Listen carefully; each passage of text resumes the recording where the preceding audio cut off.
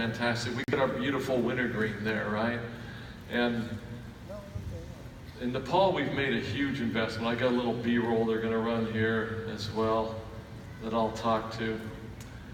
But in Nepal, the processes are quite different than other places. We have many little distillation facilities on the sides of the mountains, typically little 600-liter distillation stills that we use. They use the old material to fuel those this is Vishnu Adhikari. He works for doTERRA. He's a living legend in Nepal. Civil engineer, built the Kathmandu airport, designed it back in the day. Nepal is made up of many small villages perched up on the sides of the mountains there. Usually about 150 to 200 people in each village. We implemented a profit-sharing model with the villages. So for every kilo of oil that's produced, we donate a couple of dollars, which they put towards school supplies and so forth there. And we love the people of Nepal. And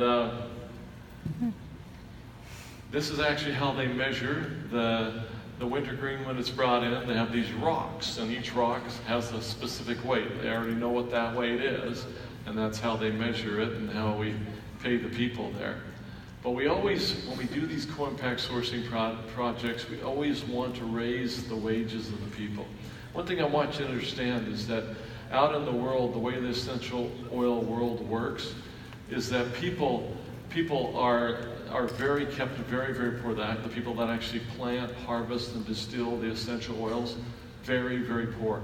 It's been a market that's been in place for a supply chain that's been in place for hundreds of years. You have a very small middleman component, brokering component. They make a lot of money. What we did and what we've done with all 15 of these significant projects around the world is we've gone in, moved the middlemen and the brokers out of the way, worked directly with the people, formed the cooperatives. We raise the wages of the laborers up usually by 5 or more times. And then that allows them to start to, of course, change their lives. This is our model. This is how we operate. It takes a lot of work, for sure, but it's a model that has our hearts and minds and something that we love to do. Now this picture here, those 2 tents there, I was in the tent on the right, Emily was in the tent on the left. We're up at about 9,000 foot elevation, 3,000 meters, and quite high up there. And you know what they have up there in Nepal, especially this time of year? They have leeches. Now I can tell you stories about how frightened Emily Wright is of leeches. So she was terrified to come out of her tent and like go to the bathroom at night because there's leeches all over the place. Anyway, when we first came to Nepal, we were already working in Nepal. We had already formed our infrastructure and the relationships for our supply chain. And then it was shortly thereafter was that devastating earthquake that destroyed so many homes and so many lives. And so doTERRA was already there, and so we were able to effectively distribute just dozens of tons of food, lots of tents, temporary buildings we built, and then we built many, many hundreds of these temporary homes for people to be in, because it gets quite cold in the wintertime there as their homes were largely destroyed. Also, since then, we've built 4 of these schools, these large schools. Each of these schools facilitates about 350 kids. If you ever get a chance to go on one of these co-impact sourcing projects, I would encourage you to do it. The future of Nepal is its children and educating its children, and we love to do that. Now, we've also built 4 medical clinics in Nepal as well, and they're always full to capacity. So when we go in, that's what we call it co-impact sourcing. That co-part is the impact is economic in a huge way, because we can go in and we can actually impact these countries in a really significant manner economically by providing jobs and better wages and producing these essential oils. The other part of that impact is whatever they need. Sometimes it's water systems. Often it's schools, medical clinics, and so forth. We've done these all over the world now, dozens and dozens of them. And we love doing this. And this happens through our Healing Hands Foundation, our humanitarian philanthropic part of doTERRA that you may be hearing from somebody about today. But when we go into these countries, we go in to stay. We become very, very committed to these communities, and we go in to stay. Now, I'm very happy today that we have a fantastic co-impact sourcing team. These are experts. They're all highly educated, highly committed, very philanthropic in their thinking, and we've been able to build this team over the last number of years, which means that I and my partners aren't the ones that always have to go out and put these in place, which I'm glad to have let some of these younger guys do that now. So this is an exhaustive list of all the different essential oils that we use. I know you can't see that very well, but there's a lot of them.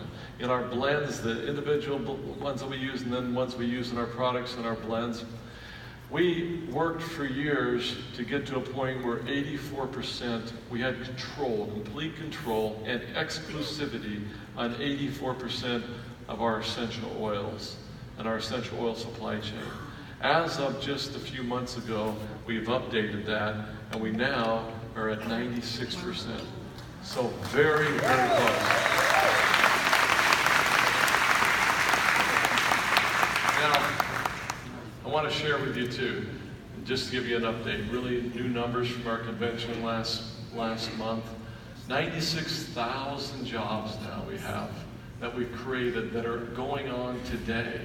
Thousands and thousands of people that we're able to employ and improve their lives in these co-impact sourcing projects around the world. This is a really big deal. You're going to hear a lot about it as you participate in doTERRA, because it's a big piece of what we do, and we're dead serious about it. Now also, in addition to that, we've impacted now in this co-impact sourcing almost 500,000 lives that we've impacted directly around the world today. Very, very happy with that. So when we go into a country as part of this sourcing effort, we partner with people. We don't want to go in there. Our objective is not to go in there and buy large swaths of land. Sometimes we have to, because that's the only way you can do it, but most of the time we don't. We form these cooperatives. We want the people to own these facilities.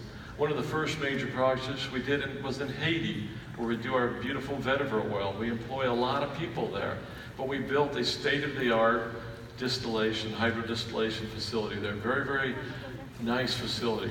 We paid for it, we built it, but then we allowed the cooperative to take over ownership of it and to earn it back. We don't want to own this stuff. We want them to own it, because that's the way we can truly impact them from an economic standpoint, which is typically what we seek to do.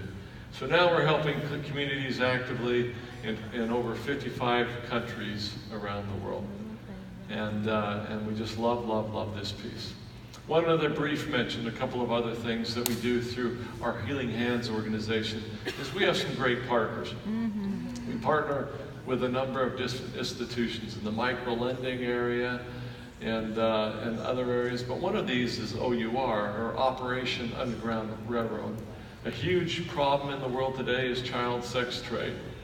And this is an issue that has just grown to where millions of kids are being affected. And so we've partnered with OUR to help to try to bring an end to this as much as we possibly can. We've been working with them closely as their major support and sponsor for several years now. And we've built a lot of things, aftercare facilities in different places of the world, specialized transportation vehicles. We've built digital forensic centers in places like Thailand.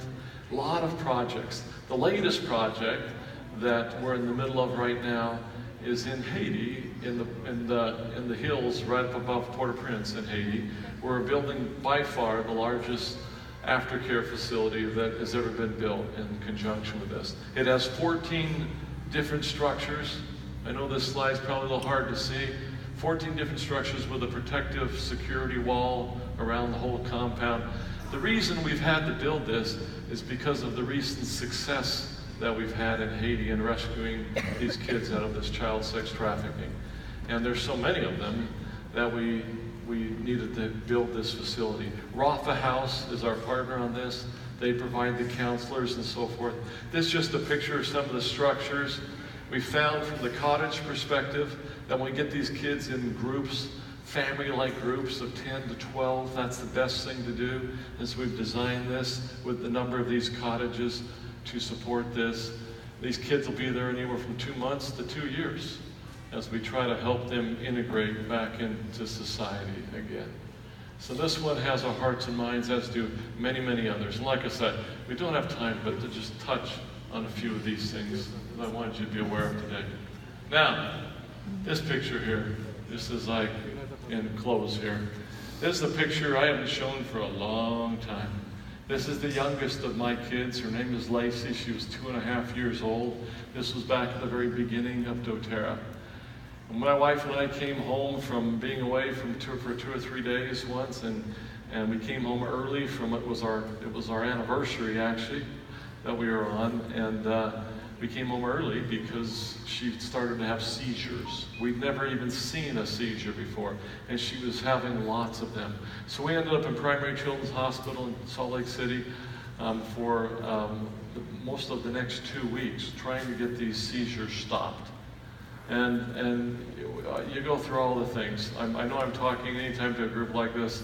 I know that there are those of you that either suffer from these seizures or you have family members or friends that you know of. Seizures are hard, right? Most of the time they never even know what's actually causing them. So we tried everything, your EEGs, your MRIs, your spinal taps, everything that they do in trying to stop these. We also hit the medications. And these medications, these antispasmodic medications are very harsh. Things like Dilatin, Keppra, phenobarbital, things like that, Depakote, harsh medications. I brought her home on 3 of these medications she was maxed out on, and she still was having a dozen seizures a day. And we were watching our cute little 2.5-year-old that had previously been speaking in full sentences and running like a 2-year-old does and having fun, to losing her speech skills. Her speech was becoming very slurred. Her motor skills, she wasn't able to run. She'd stagger in her walking because these seizures are very hard on the brain. And when they're happening that frequently, the brain doesn't have a chance to recover. And we were losing her. And so you could imagine our desperateness. I actually went to Dr. Hill at the time and said, Dr. Hill, do you know anything that can help? And he suggested frankincense essential oil. And he'd had some success helping adults with seizures with frankincense essential oil. Now this doesn't always work, but he had success with this, and he would have them generally put a number of drops under their tongue. Why? Because that's a really fast absorption area, isn't it, into your limbic system. Well, try that with a 2-year-old. They don't appreciate the taste of frankincense very much. And so we put it on the bottom of her feet, right? Now why would I do that? Bottom of your feet have the largest pores in your body. It's a very fast absorption thing, believe it or not, into the bloodstream. And so we put it on the bottom of her feet every morning, every night. After about 2 days or so, her seizures just stopped cold. And I thought, being a guy, after going on for another 2 weeks of this, and we were grateful about this, of course I thought, okay, we killed the seizures, was my thinking.